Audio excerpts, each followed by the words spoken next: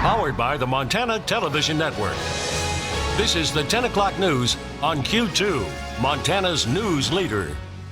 Good evening, everyone. Thanks for joining us tonight. I'm Jeanelle SLADE. And I'm Russ Riesinger. Late today, Iran made good on its threat to attack U.S. targets in Iraq. Iran launched more than a dozen missiles at two Iraqi bases that hold U.S. troops in what appears to be retaliation for the U.S. killing one of Iran's top generals. Well, just this afternoon, President Trump again warned Iran it would be hit hard if it struck American targets. Natalie Brand is on Capitol Hill, where the administration began briefing lawmakers before this latest escalation. Iran claimed responsibility for an attack on U.S. targets in Iraq after threatening retaliation for the killing of its top general last week. Tuesday night, Iranian state television aired this video of what it said were missiles being fired. It's a show of use of force that we will go toe-to-toe, tit for tat with you. The Pentagon confirms more than a dozen ballistic missiles were launched from inside Iran against U.S. and coalition forces in Iraq.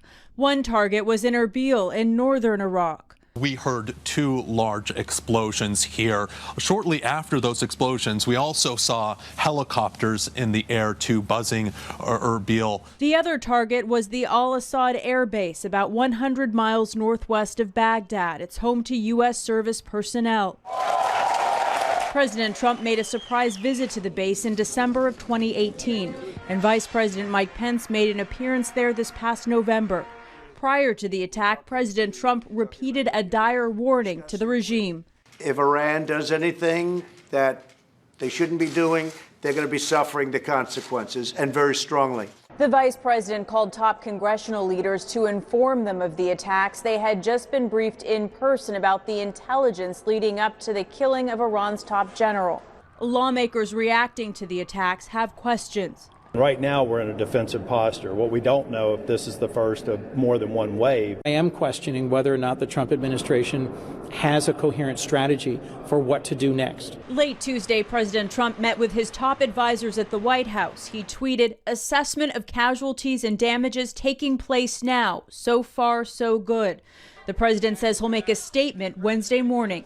Natalie Brand, CBS News, Capitol Hill.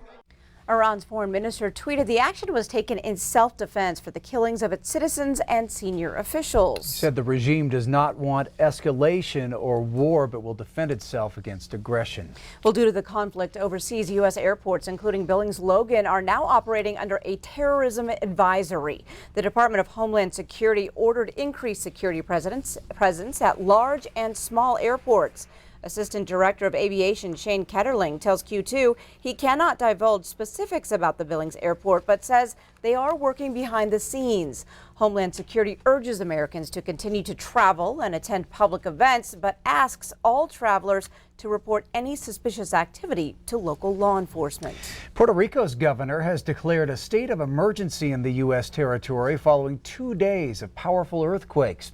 The latest struck just before dawn as a magnitude 6.4.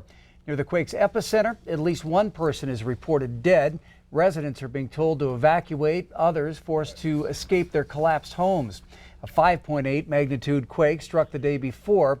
Residents are told to prepare for aftershocks that may continue for the next few days. Well, nearly 4 months after a rock slide destroyed a Billings West End home, the road below the fall is now clear for travel. Those boulders that fell also left major holes in the road, but now they're patched for the winter. Q2's Mitch Legge standing by now in the newsroom with the latest on the cleanup. Mitch? Well, Russ and Jeanelle, for the first time in months, motorists could drive on a fully open Laredo Place. Today, crews finished laying dirt and gravel on the remaining holes in the roadway. Laredo Place is closer to returning to normal, but a large boulder still sits right in the middle of a home. To remove the boulders from the street, crews broke them apart into smaller pieces for easier handling. Billings City Administrator Chris Kukulski said that vibrations from the rock breakup were not intense enough to damage nearby home foundations. Kukulski gave an update to the City Council last night. We'll do our best throughout the winter to keep it drivable, and then when weather permits in the spring, we'll get in there, do the asphalt patching to the street and get it open back up.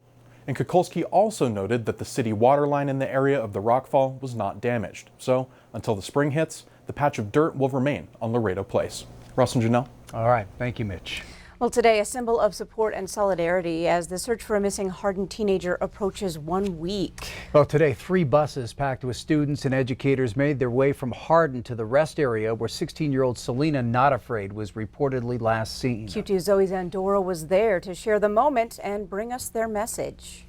Just want to think of a good outcome and not think of the worst, because I know she's still out there in life. She was one of my close friends, and I saw her on a daily basis. It's been 6 days since Selena Not Afraid has gone missing, and her friends and students at HARDIN High School have decided to not sit behind their desks, but instead help spread the word. Just happened to basically be at the wrong place in the wrong time. A place these students say you should never put yourself in. People out there who are evil and they're trying to get at us, and as a community, we have to be safe. And with the drugs and alcohol, it's become so normalized in this society today, and especially on the reservation, there's so much of it, and everyone's just treating it like it's not a big deal, when really it's bad. In the world where people have to go missing and you have to see it all the time, we really should start noticing that we need to take more action and look more into the situation, and we also have to focus on why. Selena's friends and fellow classmates, teachers, and family all here to say it's not okay. And there's so many kids that I know that have gotten into bad accidents or have gone missing in similar situations, and no one's doing anything about it. So many women are going missing and being murdered, and it's not okay. An overall common message: be safe, know your surroundings, and don't put yourself in harm's way. Before you go out, just take a look around and just realize who you're with and who will keep you safe when you go out. You should always have someone else know where you are. Tell your mom, call your mom, tell her where you are, your dad, your sister, whoever. You just have to have someone know. You can't just go off and do whatever anymore. It's not the same. Hope, a word that still lives strong in each search for Selena Not Afraid. There's hope, and they will find you. We all hope we can find you. We're here for you. We are all hoping that you can return home safely, and we're gonna find you. In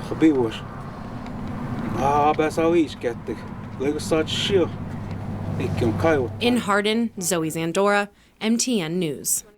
Thank you, Zoe. Tonight, Sheriff Pete Big here tells Q2 that the FBI Child Abduction and Rapid Deployment Team will join in the efforts tomorrow. All right, we want to turn to weather now. Q2's Rob Griggs is in for Bob tonight. And Rob, we have one more day until we'll start actually feeling like winter again. Yeah, we keep forgetting it's January, but we will be sharply reminded of that here shortly. Got a couple great pictures. I just got such a kick out of these.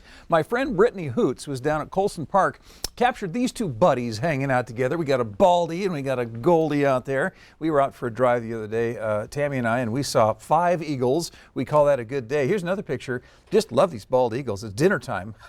We don't know what the bird is munching on out there, but we dare not disturb him while they're eating. They get very cranky. Here's another great picture from my friend Rick McGarvey from Red Lodge Mountain. The problem is, looking north, it is very dry out there. A lot of that snow is going away. We could stand for some more snow, not just for skiing, but also for agriculture.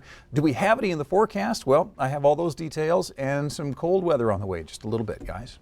All right, thank you, Rob. Well, some scary moments in the Billings Heights this afternoon when a car crashed through the front wall of a local credit union. Now take a look here. This is the damage left behind at Valley Credit Union at 1445 Main Street. All happened just after noon today. Billings police tell us no one was inside. No one inside was hurt, I should say, and the 84-year-old Billings woman who was driving also escaped injuries. But as you can see, the Toyota Camry caused major damage when it crashed completely through the front wall. A short-term deal will keep Montana's largest coal mine up and running for the time being. State environmental regulators say they've reached a deal, 65-day deal, with the Navajo Transitional Energy Company while negotiations continue for a long-term agreement. The mine, located in southeastern Montana near Decker, had been operating under a 75-day deal that would have expired tomorrow. The waiver of sovereign immunity allows the state to enforce state environmental laws governing coal mining, including required cleanup. Spring Creek has about 260 workers. After nearly 8 years, Montana Fish, Wildlife and Parks has set the parameters for restoring publicly managed bison herds. Now, this move means FWP is open to possible bison reintroduction efforts in parts of Montana. But any reintroduction must be properly evaluated, including impact on stakeholders, landowners, and nearby communities. and it must follow all state and federal laws. Now, leaders say even the smallest projects could take months or years to approve. Up next on your Q2 10 o'clock news, as authorities try to track down a motive, we meet a Montana family who woke up to porch theft, vandalism, and their American flag burned. And later in sports, Senior and West square off in a rare regular season duel. Scott shows us who closes on top. You're watching MTN News with Jeanelle SLADE and Russ Riesinger. Storm Tracker weather with Bob McGuire. And sports with Scott Breen. This is the 10 o'clock news on Q2, Montana's news leader.